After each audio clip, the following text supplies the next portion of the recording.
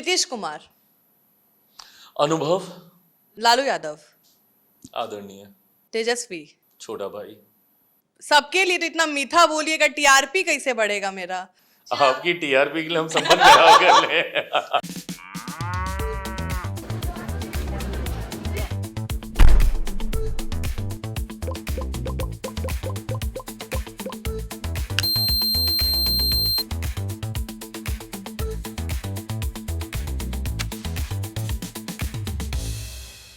Bihar first, Bihari first आप सुने ही होंगे, और इसके साथ किसका नाम जुड़ता है सबको पता है। हमारे साथ मौजूद हैं चिराग पासवान।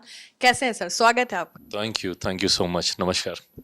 अरुण भारती आपके पार्टी के सांसद हैं, आपके परिवार से भी हैं। बीच बीच में ट्वीट करके प्रेशरवा काहे बना देते हैं कि हमारी सर, हम जब अकेले चुनाव लड़े थे तो इतना परसेंट लेके आ गए थे, अगर इतना मिलेगा तब तो हम इतना भी ला सकते हैं। बीच बीच में आप ही बोलते हैं क्या कि बीच बीच में थोड़ा सा प्रेशरवा डालते रहो। ये प्रेशर की बात नहीं, अब ये वही है, ये उन सवाल उस कयास के आधार पर जब सवाल पूछे जाते हैं तो पार्टी की तरफ से अपना पक्ष मजबूती से रखने का काम हमारे जमुई के सांसद मेरे जीजा जी अरुण भारती जी के द्वारा ये किया जाता है।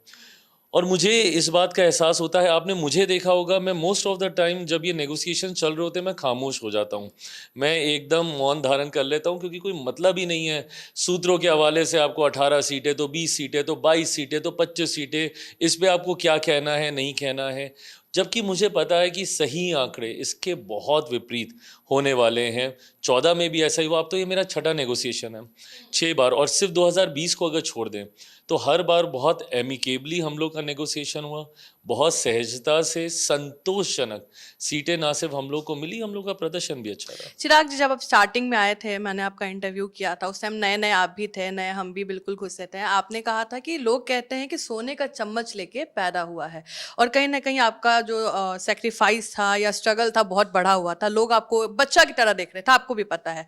अभी आपसे लोग डरते हैं।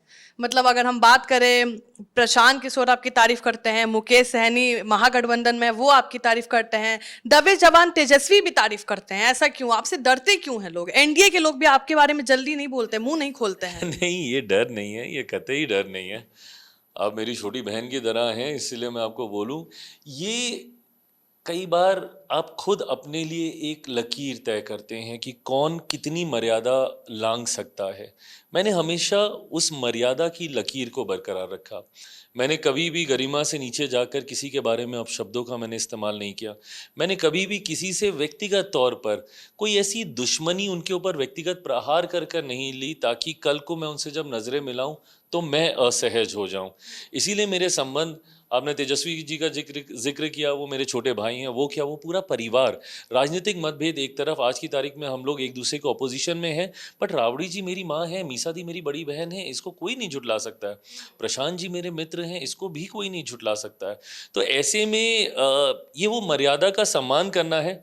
मैं नहीं मानता कि कोई डर की वजह से मेरे बारे में मांझी जी तो डरे हुए, बोले हुए हैं कि 2020 में सबको पता है कि चिराग क्या किए थे, चाल चरित्र कैसा है। मांझी जी कहाँ इतना भड़के रहते हैं आपसे? हमको नहीं पता, शायद हमारे ग्रहों में ही कुछ ऐसा है कि हमारे सारे चाचा हमसे नाराज हो जाते हैं।